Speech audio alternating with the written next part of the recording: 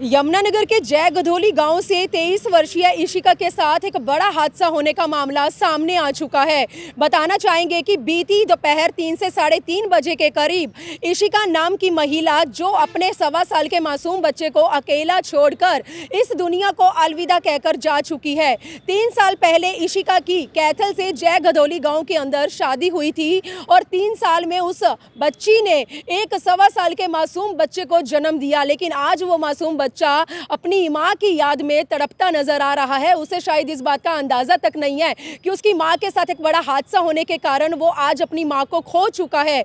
इशिका के परिवार वाले ससुराल पक्ष के ऊपर आरोप लगाते नजर आ रहे हैं कि उनकी बच्ची को पिछले काफी समय से लगातार दहेज के लिए प्रताड़ित किया जा रहा था। आखिरकार बीती दोपहर के समय इशिका के साथ उस बंद घर के अंदर क्या हादसा बीता, अभी तक ये सारा मामला जांच का विषय बना हुआ है। पुलिस अब इस केस में लगातार जांच पड़ताल शुरू कर चुकी है। पोस्टमार्टम की रिपोर्ट आने के बाद ही खुलासा हो पाएगा कि आखिरकार उस बच्ची के साथ क्या हुआ है।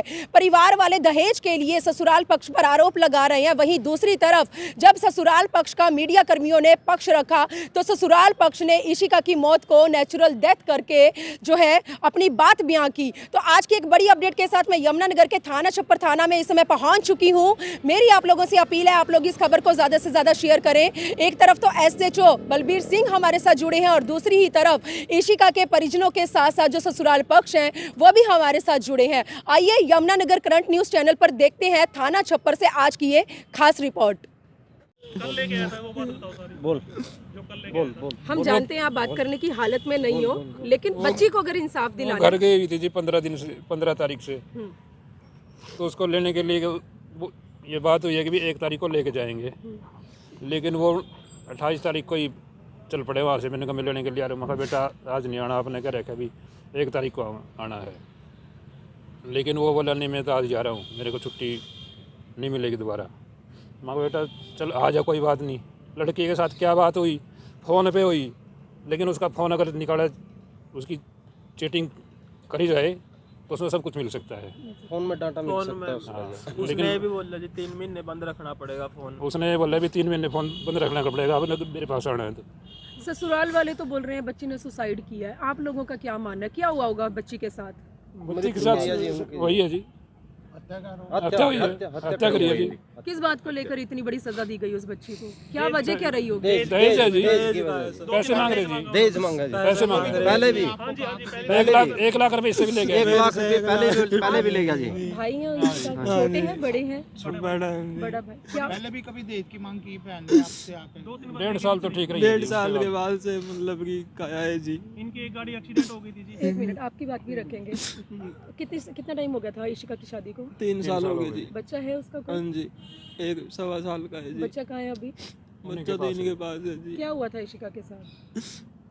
अब जैसे टॉर्चर करते मतलब थे टॉर्चर करते थे जी। जैसे अब वो आया लेने के लिए जी, तो पापा ने बोला अभी सवेरे चले जाइए। बोला ना मैं तो अभी जाऊंगा। वो पता नहीं जी उसका फोन फान क्या आया क्या नहीं आया, डरा धमका के जी उसको ले गया जी। फिर अगले दिन परेशान ज्यादा कर रहे थे जी, कितने समय से परेशान हो रही थी इशिका? इसको 2 साल से परेशान कर रहे थे जी।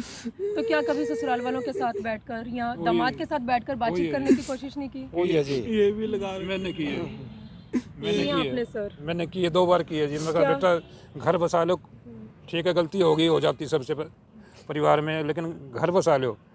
तो बेटी मान गई, ने कहा पापा मैं चली जाऊंगी, लेकिन इसने ये शर्त रखी भी 3 महीने के लिए फ़ोन बंद रखना पड़ेगा। ये नहीं मुझे पता क्यों रखी शर्त उसने। जो लेकिन इन्होंने दहेज में टूम दी थी नहीं जी, और सर वो सारी टूम बेच दी। टूम भी बेच दी टूम जी। बेच के गहने सारी सारे खा बेच गया दिए जी, जी। सब बेच दिया जी। फिर वो पैसे की डिमांड करने लग गया जी। 1 लाख इससे लेके जा रहा है। 20,000 एक और लेकर जा रहा जी। कितनी पढ़ाई की हुई थी बच्ची ने? M.Com कर रखी कौन थी। जी, कोई जॉब भी कर रही थी वो? जॉब नहीं कर रही थी जी। जॉब के लिए ये वो कह रहे थे जॉब नहीं करनी तेरे को। यहाँ कहाँ वो जॉब करने के लिए यहाँ कहाँ शादी हुई? जागदौली में जी, क्या करता है लड़का? अंसुल टाउन कंपनी में है जी।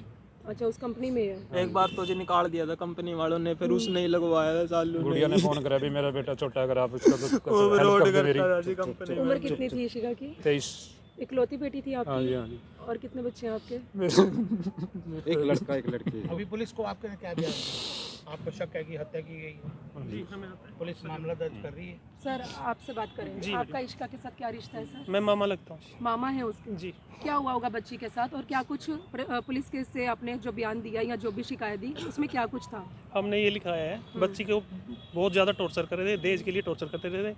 1.5 साल हो गया, 2 साल ऐसे ही चल रहा था, कभी आगे कभी बग्गे। 2-3 बार पंचायत भी हुई है इनकी। इसके पिताजी ने समझाया भी बहुत है, वैसे मत करो, घर बसा लो अपना। फिर वो लड़की बोली मैं यहाँ नहीं रहती, फिर इसके पिताजी लेके भी आ गए थे इनको। फिर कल परसों की बात है, कल वो रात को ले गए, रात को आए 6:30 बजे, कह रहे मैं तो अभी लेके जाऊँगा। इसका पिताजी बोले भाई बाद में ले जाना, सुबह ले जाना, रात हो रही है, आप कहाँ जाओगे आप? नहीं, वो जिद करके बैठेगा, नहीं तो मैं मरूंगा, नहीं तो आप इसको भेजो। तो पिताजी ने इसके जो इनके समधी थे, जो उनके पिताजी थे, उनसे बात की, मेरे भाई आपका बच्चा ऐसे ऐसे जिद कर रहा है, बताओ क्या करूँ? इसका पिता कहने लगे भाई आप भेज दो उनको, कोई बात नहीं, हम संभाल लेंगे ऐसे। इन्होंने रात को भेज दिया। तो रात गुजरने के बाद सुबह जब इनका 11:30-12 बजे इनके पास फ़ोन आया, भाई मेरे रोने लग रही है, वो बताई नहीं कुछ भी, भाई मेरे साथ ऐसा हो रही है। बोले भाई रो क्यों रही है? बस रोते रही, फिर फ़ोन काटती है, कोई खास बात नहीं हुई है। फिर इनका 2-2:30 बजे फ़ोन आ गया, भाई आपकी गुड़िया है जो बीमार होगी, ख़त्म हो रही है, बीमार हो रही है, और इसको ये बोले आप हॉस्पिटल ले जाओ, बीमार हो रही है। तो 3:30 बजे अब जब यहाँ से तैयारी होगी कैथल करने के लिए, फिर 3:30 बजे इनका फिर फ़ोन आया, बोले वो तो पूरी हो गई, यानी कि 1-1.5 घंटे में ही वो पूरी हो गई।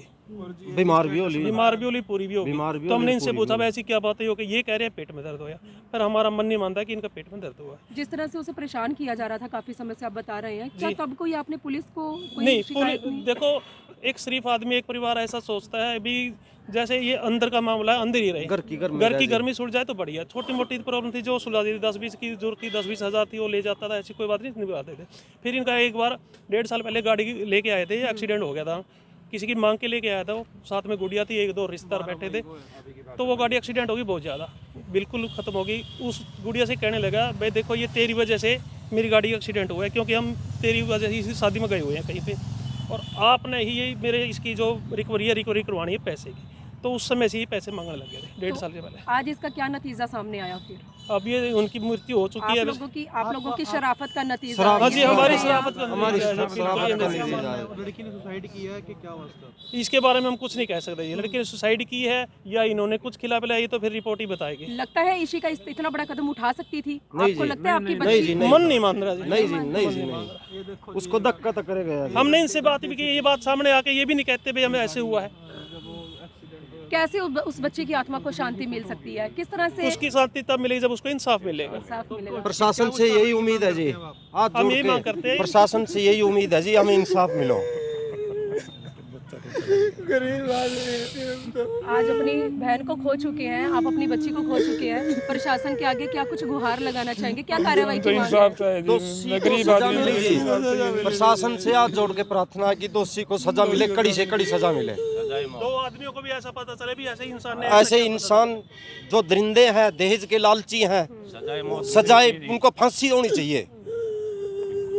प्रशासन से यही उम्मीद है जी। मेरा पड़ोसी है, परिवार में से कोई नहीं है? परिवार में से है, सारे परिवार में नहीं है, यहाँ पड़ोसी है ना ये पे बोलने तो? के हालात में नहीं है कोई बात। चलो करिए बोले सर। सर ये क्या मामला है? इसको ये वॉमिटिंग हुई, घर पे अकेली थी, सास भी इसकी मंदिर गई हुई थी, कोई ऐसी बात नहीं थी। इसको पहले लोकल डॉक्टर को दिखाया गया, फिर हॉस्पिटल भी खुद ले गए आए परिवार वाले, तो जहाँ इनको डॉक्टरों ने मृत घोषित कर दिया। तो इनके परिवार वालों का आरोप है कि इसकी हत्या की है। ऐसे ये आरोप गलत लग रहे हैं हमें तो, क्योंकि इसके बाप से बात कराने की कोशिश करी गई, पर ये बात करने के उसमें कंडीशन में नहीं थी उस टाइम। रिपोर्ट अभी पेंडिंग है। सर आरोप तो ये भी लग रहे हैं कि बच्ची को काफी समय से दहेज के लिए लगातार प्रताड़ित किया जा रहा था, जिसको लेकर बड़े लोगों की आपस में पंचायतें भी हुई थी। ऐसा कोई, ये सब गलत बात है। आज तो कोई पंचायत इसका जो लेडीज थी, इसका अपनी सास के साथ बहुत गहरा प्यार था, उसने अपनी लड़की की तरह रखी हुई थी और इसको कॉलेज भेजती थी। इसकी सास अपने घर में खाना बनाती थी, 1 साल का बच्चा रखती थी और इसको कॉलेज भेजती थी। तो ये चलो हादसा हो गया, इसमें लड़की वाले अपनी तरफ से जो भी कह रहे हम उसमें कुछ नहीं कर सकते।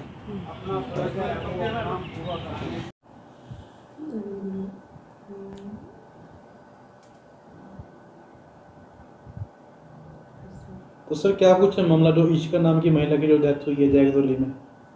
इसमें हमारे को इशिका के जो फादर हैं विनोद सनो बालकिशन निवासी कैथल से, उन्होंने एक शिकायत दी कि भी मेरी बेटी यहाँ जागदोली गांव में शादीशुदा थी, 3 साल पहले शादी हुई थी, जो उसके दहेज के लिए उसकी हत्या कर दी है मेरी बेटी की। इन्होंने भी जहर खिलाया, दहेज मांगते थे, परेशान करते थे, प्रताड़ित करते थे। इसका जो पति था विशाल।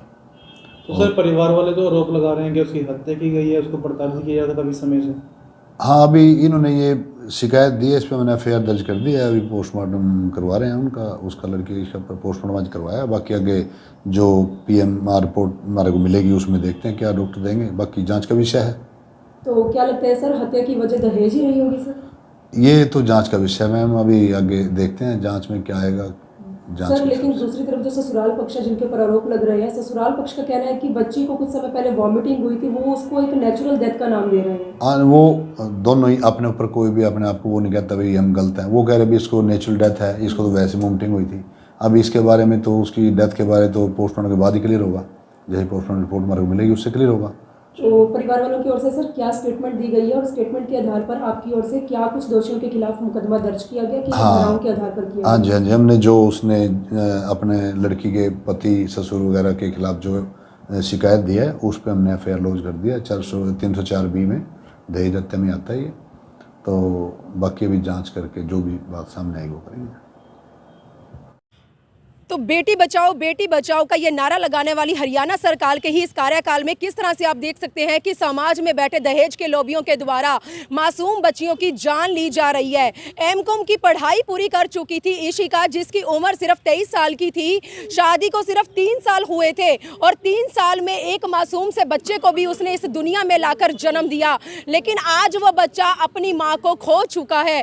परिवार वाले ससुराल पक्ष पर लगातार हत्या, उस बच्ची की हत्या को लेकर आरोप लगाते नजर आ रहे हैं, लेकिन परिवार वालों का मानना है बच्ची की हत्या की गई है, ससुराल वालों का मानना है कि बच्ची ने सुसाइड किया है। लेकिन परिवार वाले एक और बड़ा आरोप लगाते ससुराल पक्ष पर नजर आ रहे हैं कि पिछले काफी समय से बच्ची को लगातार दहेज के लिए प्रताड़ित किया जा रहा था। बच्ची ने अपने परिवार वालों से इस बात का जिक्र तक किया, लेकिन शरीफ लोग हैं, शराफत का आज इतना बड़ा नतीजा निकलकर सामने आया है कि अपनी मासूम बच्ची को खो चुके हैं।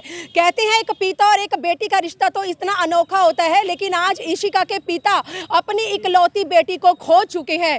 किस तरह से उसकी आत्मा को शांति मिल सकती है, उसके लिए परिवार वाले दोषियों के खिलाफ सख्त से सख्त कानूनी कार्यवाही की मांग करते नजर आ रहे हैं। कुछ ही देर के बाद इशिका का जो पोस्टमार्टम है वो शुरू होगा और पोस्टमार्टम की रिपोर्ट आने के बाद ही खुलासा हो पाएगा कि आखिरकार इशिका की मौत की वजह क्या रही होगी। फिलहाल मेरी आप लोगों से अपील है, इस खबर को आप लोग शेयर करें ताकि एक भाई को, एक पिता को, एक मामा को और पूरे के पूरे कैथल से आए इन लोगों को इंसाफ मिल सके। और आइए हम सब मिलकर भी भगवान से प्रार्थना करते हैं कि इशिका की आत्मा को शांति मिल सके और उस नन्ही मासूम बच्चे की भगवान जो है रक्षा करे। वीडियो जर्नलिस्ट मनप्रीत के साथ यमुनानगर के जगाधरी सिविल अस्पताल से मनदीप कौर की रिपोर्ट।